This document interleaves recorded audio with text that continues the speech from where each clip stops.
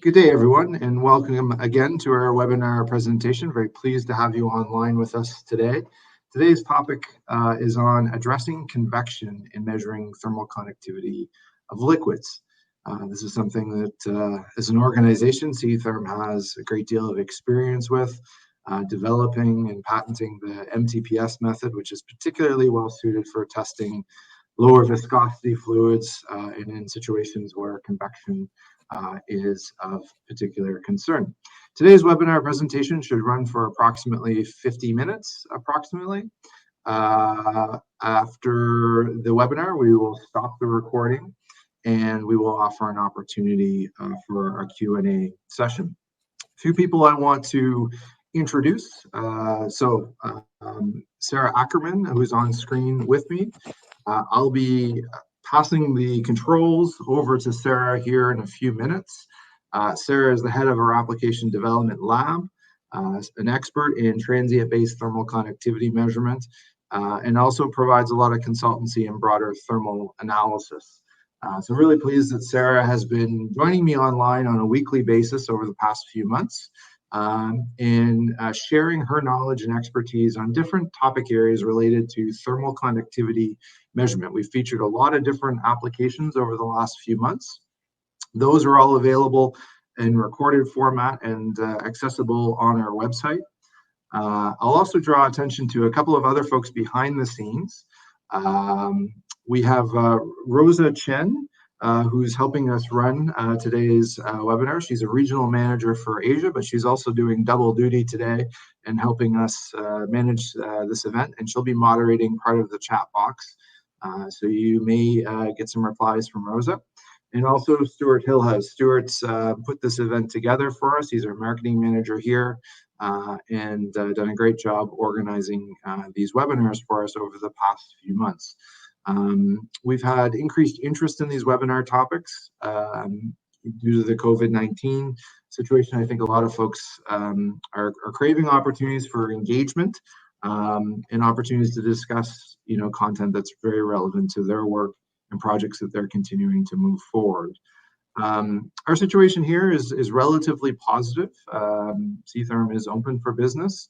We are taking measures to socially distance greater within our facility. But one of the things I would note is that we're helping a lot of clients with short-term needs in terms of a lot of contract testing work. Our lab is still full service. We offer a variety of dilatometry, calorimetry, and of course, our real niche is in thermal conductivity analysis. And we offer a broad base of tools, some of which will be featured in today's webinar. So if we can be of any service, I know Sarah would be happy to discuss any contract testing needs if we can be of help. But without too much further ado, let's dig into this webinar presentation. Not sure if I introduced myself. My name is Adam Harris. I'm the managing director here at C-Therm Technologies. And again, very pleased to have you online with us. I want to provide a little bit of background on who C-Therm Technologies is. Our raison d'etre in life, our reason for being is all around thermal conductivity. So we're a really niche player in thermal analysis. What we do extremely well. I would argue we're the best in the world when it comes to transient thermal conductivity measurement. There's two broad classifications to conductivity measurement. You've got the traditional steady state techniques. These are guarded hot plates, guarded heat flow meters, these types of methods, predominantly used more for insulation type materials. And then if you look at where most of the innovation has happened over the last 30 years, it's mostly been in the transient class of instrumentation. So this is, areas like laser flash, modified transient plane source, transient plane source, transient line source, some of these different techniques. And C-Therm has played a significant role in advancing these capabilities for industry, all with the goal of improving and simplifying the characterization of this thermal property, thermal conductivity. And we do a little bit of support work in some of the other related thermal characteristics or qualities of material, such as the thermal diffusivity, effusivity. These are very much related, relatable heat transfer characteristics of a material.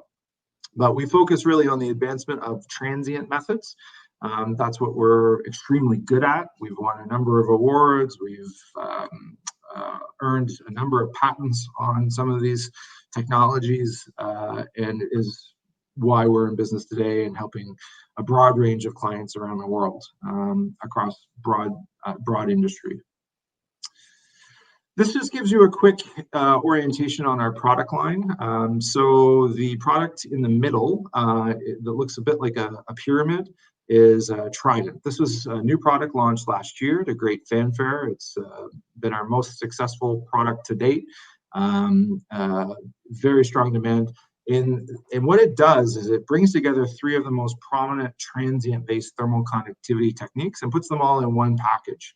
And one of the things that's really important if you're dealing with a range of different materials is to have some different tools at your disposal to be able to tackle some of these situations that you encounter in thermal conductivity. It's very different testing a liquid than it is testing a solid, a phase change material, a gel, a powder. A high conductivity material has very different challenges. For example, copper versus an insulating material. Those are very different scenarios from a thermal conductivity measurement. There's a great guide that Sarah and her colleagues have put together, co-authored, a method selection guide. This is available as a free white paper. It's a very comprehensive document. It is very well done. It's available free of charge. I'm going to ask Rosa to drop that in the chat box. For anyone that's interested, encourage you to access this. It's a great help in educating users on how to choose the appropriate method for different challenges. Today, where the topic is on fluids, you're going to see a lot of content on the MTPS method. You'll see some reference to the other techniques available on Trident, such as the needle, transient line source needle. This is a very robust sensor. It's great for polymer melts, really sticky materials where you might be bonding to the sensor. It's sheathed in stainless steel, so it's very, very robust as a sensor. You'll also see some reference to TPS, traditional transient plane source. Tends to use a longer test time, not typically recommended for liquids, but you'll see a little bit of context as to why that is in the content that Sarah will be presenting. To the left of the Trident package, you see the TC kit. This is a very low cost offering. It's really oriented towards hobbyists or academics on a very limited research budget. It does give you an opportunity to kind of get in the game, so to speak, in terms of measuring conductivity. It's meant more for solid materials up to about 65 watts per meter Kelvin. It does give you a very good basic capability for measuring conductivity of such materials. It's provided as a teaching aid. It does have example test labs for experiential learning already authored on it, and we're seeing it applied a lot at in teaching undergrad courses, heat transfer courses, and so forth. So that is something that's on offer. That's a more modest budget proposal. The Trident is a research grade. It has the highest sensitivity, highest accuracy, precision statements, and meets a broad range of industry standards, ASTM and ISO specifically. To the right of this, you see the TX Touch Experience platform. Won't talk much about this. This is really more related to characterizing touch for textiles. We do a lot of work in support of quantifying what materials feel like, so whether they feel warm or cool to the touch. Based on the topic of today on liquids and looking at the roster of those registered, I don't think that that's a high area of interest for this audience. But if you're interested, there's a lot of different content available on our website on the TX system. So Trident, you'll see featured in Sarah's work. The inspiration for Trident is well captured in this quote from Abraham Maslow. So you might remember Maslow from your organizational behavior course in university, wrote on the hierarchy of needs. A lot of work that's certainly taking on increased importance with this COVID world. We're really striving to have some of our a very high level needs met, where you're looking for safety, security, in terms of self-realization. Anyways, that's a topic for another day. But he also, I think, really captures the essence or the motivation for what we've done here with Trident, which is this cognitive bias. When we only have one solution for a task or a job that we're faced with, any challenge, we tend to try to apply that tool set, that challenge in all situations. And when all you have is a hammer, everything tends to look like a nail, and it's not always the best tool for the job. And so what we've done over the last few years is really try to provide educational resources and advance our instrumentation to offer flexibility, to offer options, so that you can deal with the different challenges with the most appropriate tool set for those challenges. Understanding that it's sometimes difficult to have that kind of clairvoyance on what's going to be needed in your lab for testing a year from today. What are those samples going to look like? What are those material challenges going to be? And this is where the future proofing of having some different options available for characterization is really beneficial, all while offering best in class, best in industry accuracy and precision. So this slide just provides a little bit of an orientation on the difference in sizes for these sensors. This will start to inform a little bit on minimum sample requirements. So you'll see that the needle is really long. It's 150 millimeters in length. So that requires a larger volume of material. As an implication to testing fluids, the more volume you have, typically the more opportunity for convection there is in a liquid. The TPS sensor in the middle is sandwiched between two samples. So you want to fully cover it from both sides. It's a double-sided sensor. Sarah will talk a little bit about this in her presentation. I'll leave her to describe some of the limitations there from a liquid perspective. The MTPS sensor on the far left is sealed with an RTV silicone. There are different sealant options available as a modification, but it's a fully liquid-proof sensor. It's a single-sided sensor. The active area of the sensor is 18 millimeters in diameter, and that allows you to get to some pretty small minimum sample requirement volumes, and this is an advantage when we're talking about testing liquids. Okay, this just gives you the high-level specifications. This is for the standard commercial kind of configurations for these methods. They are subject to adaptation, so you can adapt them in different ways to that would result in some modification to the specification. You can increase the temperature ranges a little bit in some of them, or the conductivity range. They are a little bit adjustable based on changes to the apparatus and sensor and technique. But this just gives you a general kind of summary of those capabilities and the different industry norms, ASTM and ISO methods that they qualify under. Okay, there's some different accessories that you'll see highlighted in the presentation today.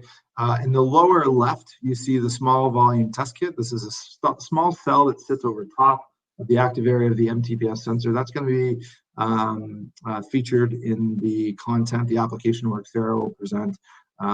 This is how you control presentation of the sample in a liquid format to the sensor.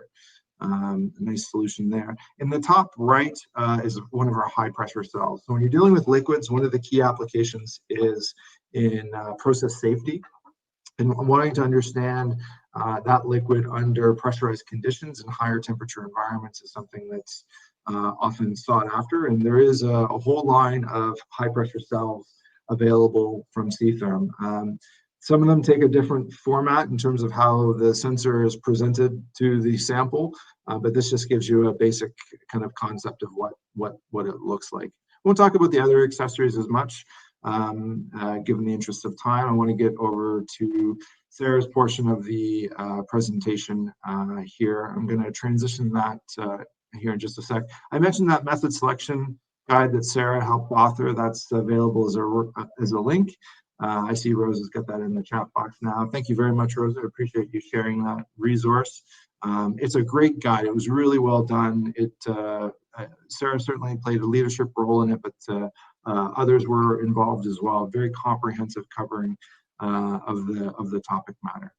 Okay, so with that said, I wanted to just provide that little bit of background on C-Therm Technologies, who we are, what we do, give an overview of our product line, and now really pass this over to Sarah.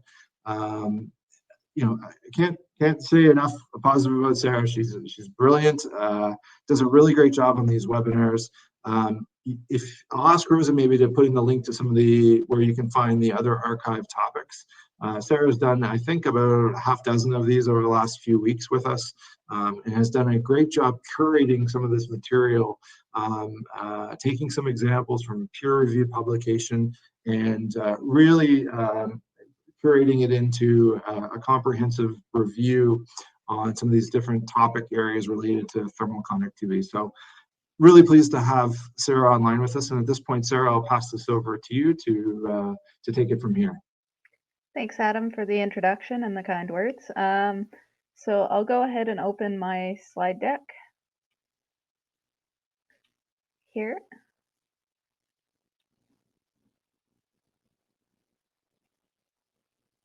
There we go. And we'll get going. Right. So I'm going to start by reviewing a bit of work that was not published by anyone with any affiliation with our group, a group called, by a professor called Antoniadis out of Greece. And basically his group, what they did was conduct a thorough literature review on thermal conductivity data of nanofluids. And what they found was that a significant portion of thermal conductivity papers out there in the context of transient hot wire show convection errors due to errors either in apparatus design or experimental conditions. The other thing that their review showed was that the thermal conductivity data using the transient hot wire method tends to obey the Hamilton-Crosser relationship, which you can see in the black line going diagonally on the plot that I've got on the right-hand side of the slide. So the reliable data in the green zone there is basically within about plus or minus 10% of the Hamilton-Crosser relationship, which basically predicts the effective thermal conductivity of a two-phase composite where the medium is more electrically insulative than the filler. The Hamilton-Crosser relationship is kind of based originally on the principles of Maxwell's equation, but it includes modifiers for the size and also aspect ratio of the filler. So the reason why it's so important to discuss convection as opposed to thermal conduction is that they're two fundamentally different heat transfer mechanisms. So convection, just to review some kind of heat transfer 101 content here, convection is the transfer of heat by physical movement of the warm matter. Usually it's movement of a fluid, such as a liquid or a gas. Occasionally you can have situations where powders are acting in this sort of a way, but usually it's a liquid or a gas. And what happens basically is that when you heat up a fluid, it will expand thermally, and therefore its density decreases. And the presence of a density gradient in the fluid causes a buoyancy effect. And the less dense material will tend to rise and be displaced by the more dense material within the fluid. And this will cause eventually the transfer of heat away from the source of the heat. So if you have hot coffee, the steam rising basically shows the air currents generated by the heating of the air near the surface of the coffee as it dissipates into the atmosphere. Convection can also be forced convection in the case of, for example, if you have a fan on in your bedroom, you're using forced convection to help make yourself more comfortable. It's also very commonly the heat transfer mechanism used in heat exchangers. And we contrast that with thermal conductivity. Thermal conductivity is the transfer of energy through matter from one particle to another, excluding the heat transfer as a result of physical motion of the particles. So basically, if you have atoms in like a metal, for example, or if you have molecules in the case of polymers, and they're physically interacting with each other and transmitting heat between each other, that's a thermal conduction situation. So if you pick up a hot metal pan or a hot Dutch oven, you might burn your hand if you're not using a towel or an oven mitt to protect yourself. That is a conduction scenario. And so when we measure thermal conductivity of a fluid, that can be an important performance metric for certain situations. And if you want to get the thermal conductivity measured very accurately, you have to set up your experimental conditions in a way that thermal convection will not occur. So that brings me to my next slide, which is basically discussing the principles of how you can negate convection or prevent convection during a thermal conductivity measurement. So there's three basic principles when you're conducting these kinds of measurements in a transient scenarios. The first is to reduce the volume requirements for a fluid sample during the measurement. What this will do is increase the friction effect between the fluid and whatever you're using to contain it, as well as the sensor probe, and that has an inhibitory effect toward convection. So it will enable you to help prevent the onset of convection. The next item is employing a short test time of 1 second or less. This is because convection is a physical motion phenomenon, and it takes time to break friction and frictional inertia. It takes time for the density gradient to become large to overcome your static coefficient of friction between the molecules in the fluid. So if you get a test that's short enough, you can prevent the onset of convection and measure only the thermal conduction of the materials. So especially if you're working with a transient test method, a very short duration test is going to help prevent convection errors in your measurement. And the third one is probably the most important, and that is employing a low energy measurement pulse. So what that does is prevent the density gradient from being established as quickly. The less heat flux you have going into your sample, the longer it's going to take for heat to build up in the fluid around the heat source that you're using during your measurement, and therefore the slower convection will onset. In all of these cases, if you're running a transient measurement, if you let the test go on long enough, or you apply heat or apply a high enough heat pulse, you will see convection. So it's also important to validate that your data is good. So now I'm going to do a brief review of a couple of common methods that are sometimes used to measure fluids that are available in the literature. So one is transient plane source. Transient plane source, the sensor looks like what you can see on the right-hand side here, and what it is basically a double spiral. The technical word is a bifilar spiral of nickel, which is encapsulated in a dielectric material, typically Kapton, but some suppliers also provide Teflon, mica, alumina, and other dielectric materials, depending on temperature and chemical compatibility needs of the experimenter. It is used as a test method for a wide variety of materials.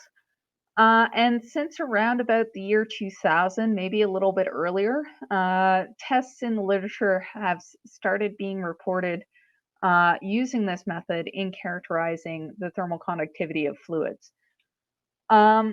So you'll see data, for example, from Warzoha and Fleischer in the literature, which shows the real big importance in terms of maintaining a low power and a low temperature increase during the test method. A larger power output is associated with an overestimation of the thermal conductivity due to convection effects, which is as we would expect based on what we know.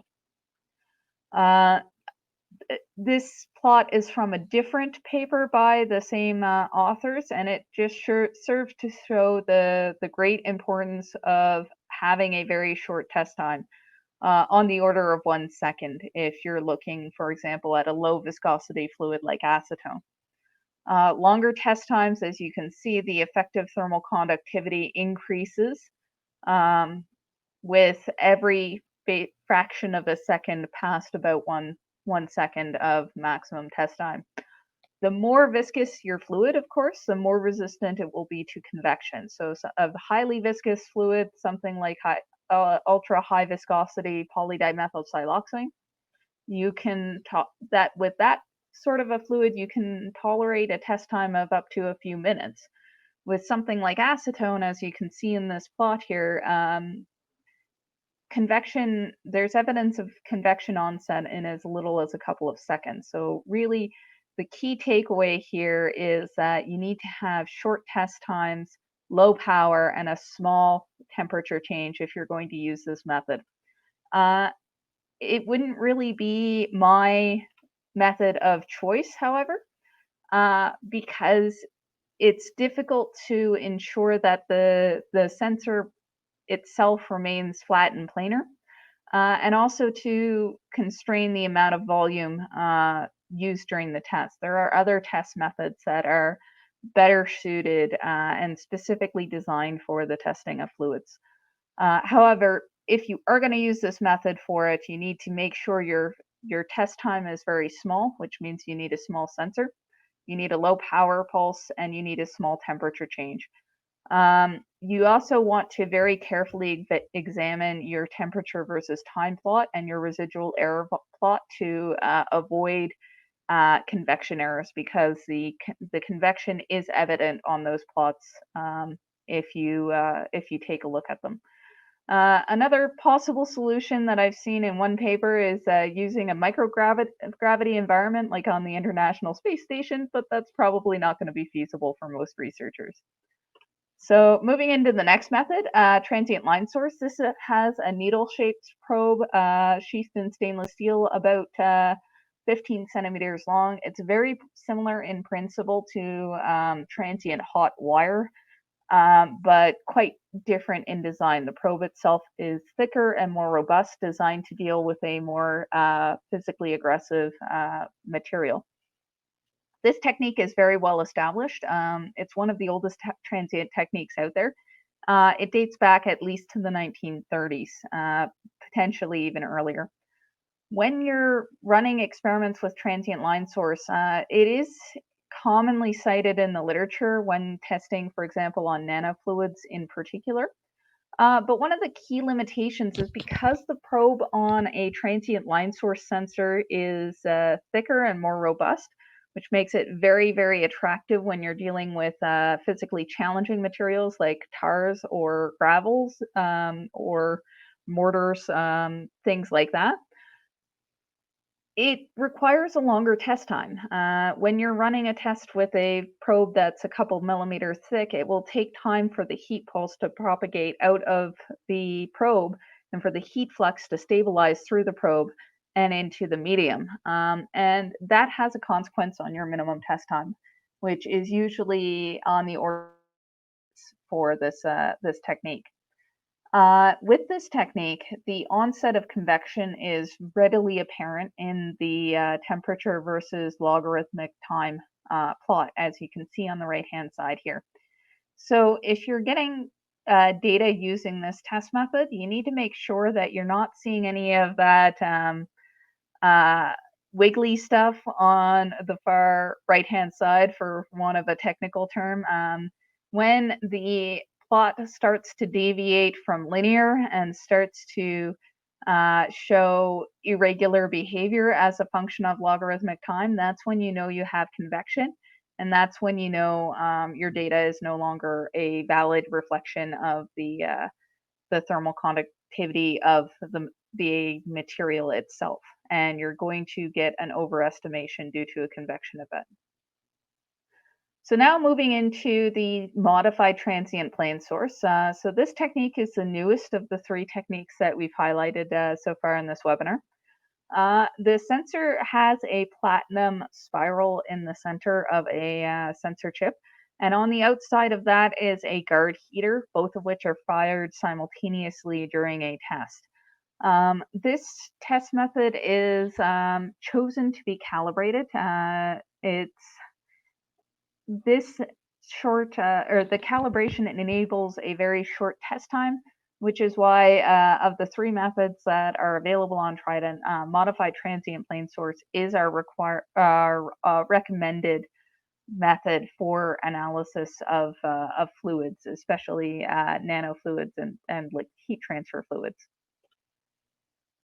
So one of the common questions that I get in my role at C-Therm is, how do we know that there is no convection effect during the measurement on a MTPS test method experiment? So this is the answer to that, in short, is that we've done a lot of numerical simulations of the sensor geometry with different fluids of different convection levels. So this slide shows some data that was generated for water, but we also have data for acetone and various alcohols as well.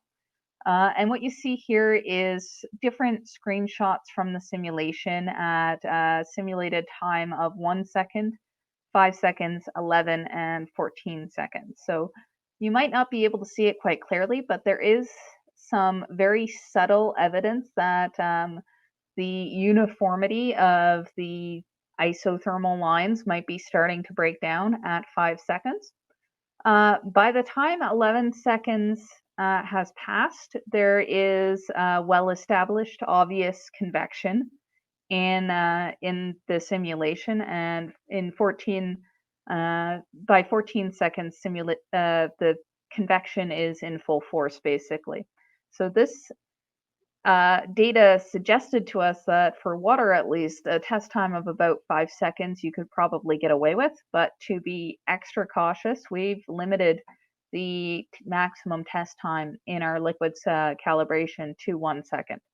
And that's supported by some of the data that we also collected using, or we also simulated using acetone and alcohols as the fluids.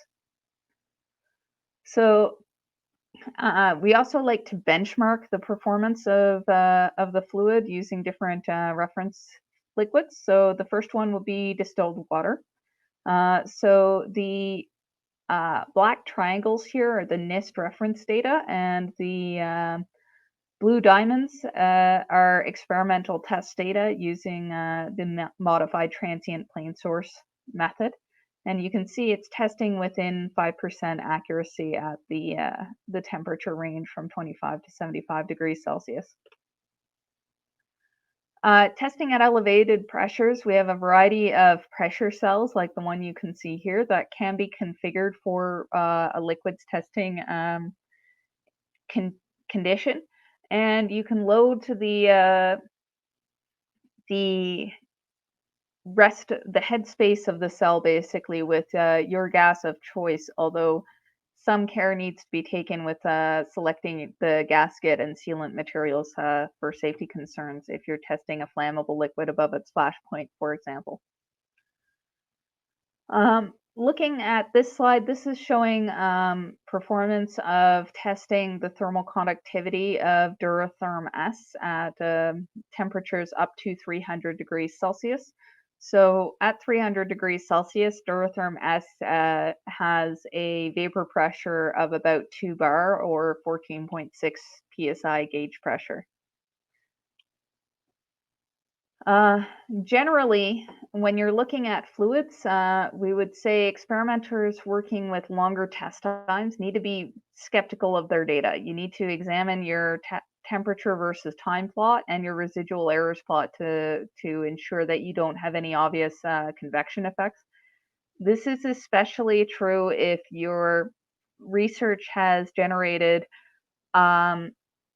enhancements that are larger than would be predicted with a first principles prediction like the Hamilton-Crosser equation. If you're experiencing 3, 4, 5 times improvements on the thermal conductivity, that is data that you should be particularly skeptical about. And a good quality research on fluid thermal conductivity reports at the very least the following information. They'll be reporting the test time, the power applied, temperature, providing raw data plots of their temperature versus time so that any reader can verify that there's no convection error in the raw data. They'll provide detail on their sensor or probe dimensions and design. And if the method deviates from known best practices for fluid testing, they should also be reporting a validation with an experimental reference fluid that has a similar viscosity using similar time and power parameters as being used in the experiment. And all of that is basically to ensure that anybody reading the paper can verify the quality of the results. TPS testing requires that the operator ensure that low power and a small temperature increase are employed during the test, and you also need to select a small sensor size. For transient line source, it is appropriate for viscous liquids like polymer melts and tars and things like that. And very thin probes, like similar in design to transient hot wire probes, are needed to allow short test times for testing thin fluids with a line source probe. Modified transient plane source is our recommended method for testing most liquids, as it offers good performance even with thin fluids, owing to the short power or small power flux applied and the short test time, as evidenced with the simulation and experimental data we've just presented. Looking into the next few slides, we're going to discuss some or highlight some application data from MTPS clients. The first one is looking at a nanofluid where silver nanowires are used as the thermal conductivity enhancer in the nanofluid. So in this case, they basically synthesize their silver nanowires in situ, and according to this slide here. They tweaked their manufacturing conditions to achieve two different aspect ratios. So the K30, as you can see here, has a much larger aspect ratio than the K88. And from the Hamilton-Crosser ratio, you would expect that the K30, having the larger aspect ratio, would have better performance as a thermal conductivity enhancer. And this is in fact what you see here. So at 0.4% volume fraction,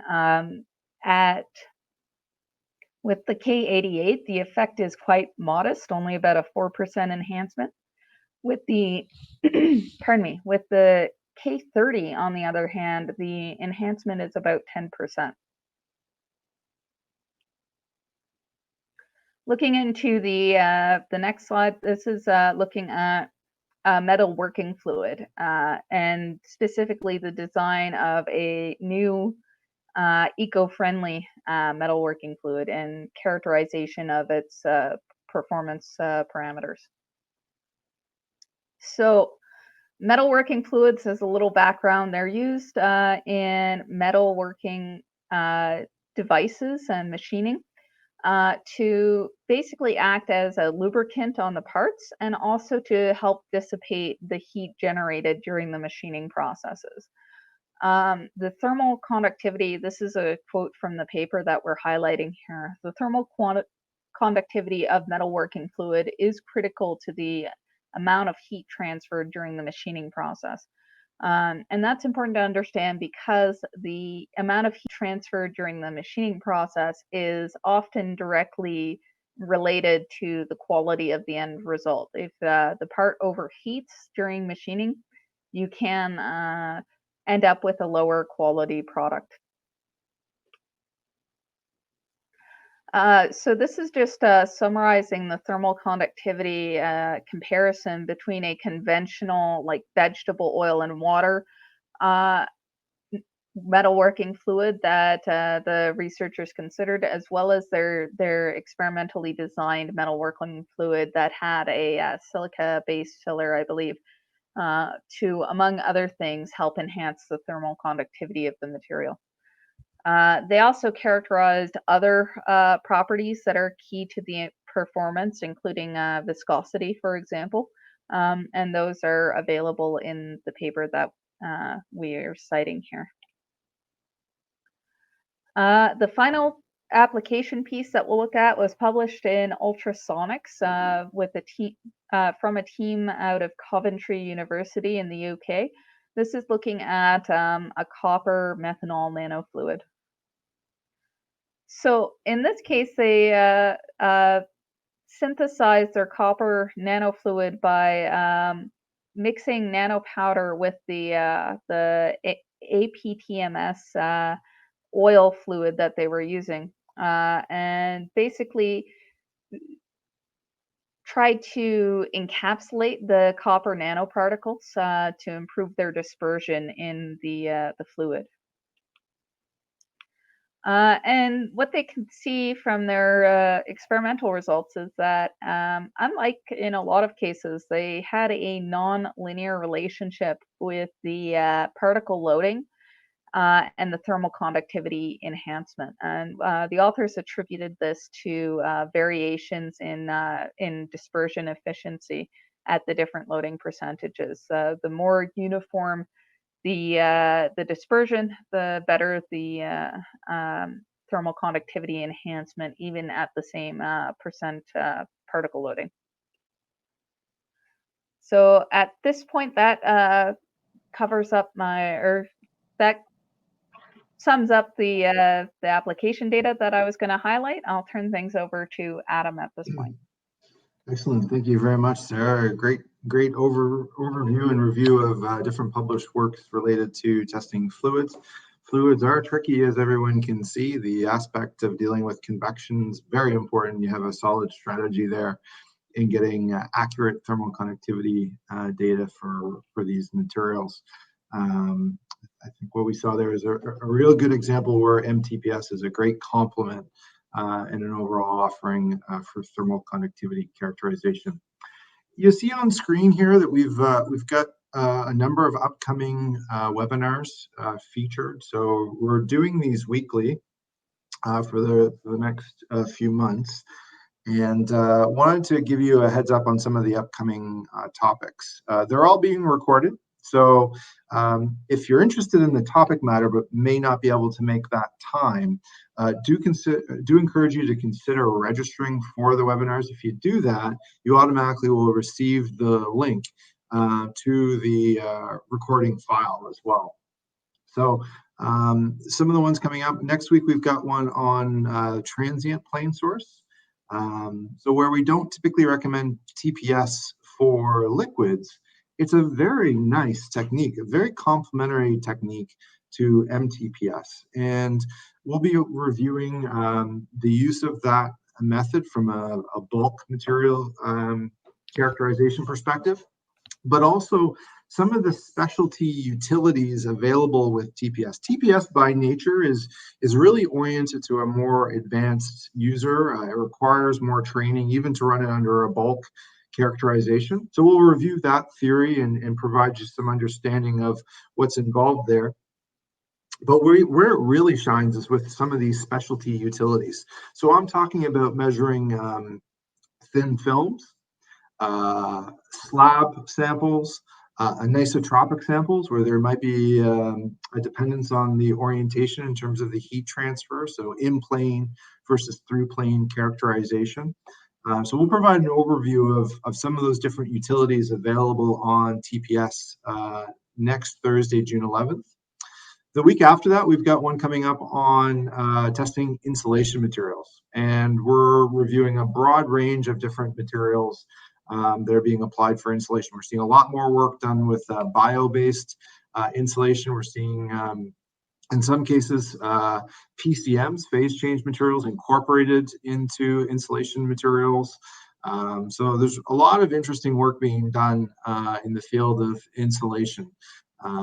Seeing everything from hay to seaweed to all kinds of vermiculite, all kinds of different materials being applied in more novel ways is a potential insulation material.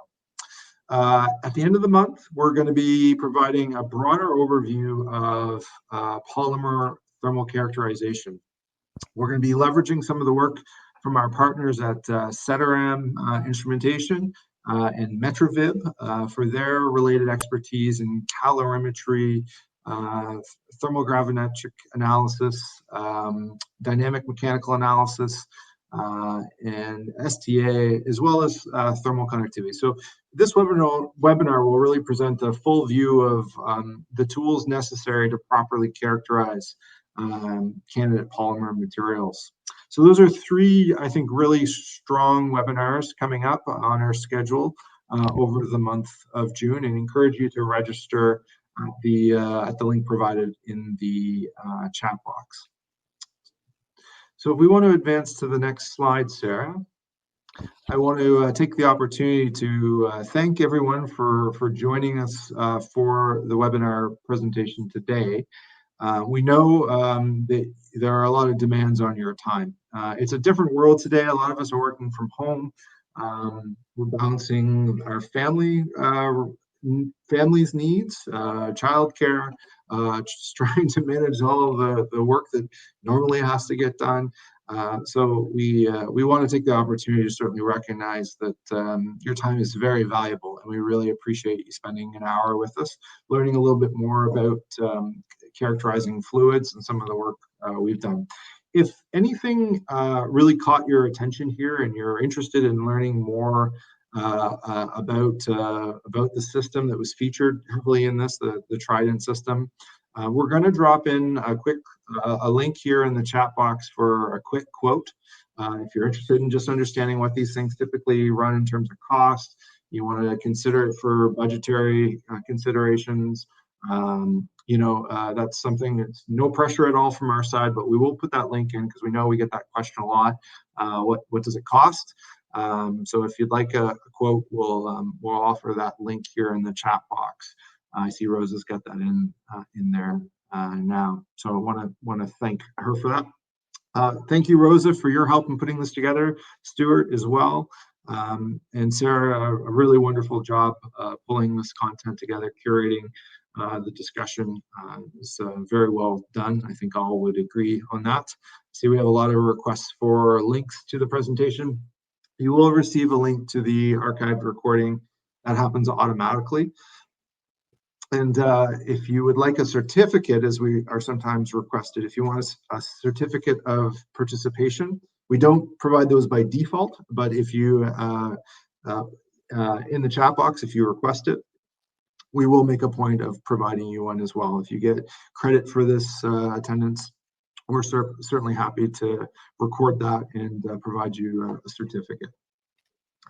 So at this point, we'll close the formal presentation, and we're going to move to the Q&A session. So for those of you reviewing this on a recording, thank you as well.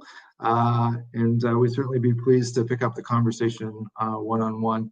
But otherwise, stay online, and we'll open up the lines for a bit of Q&A.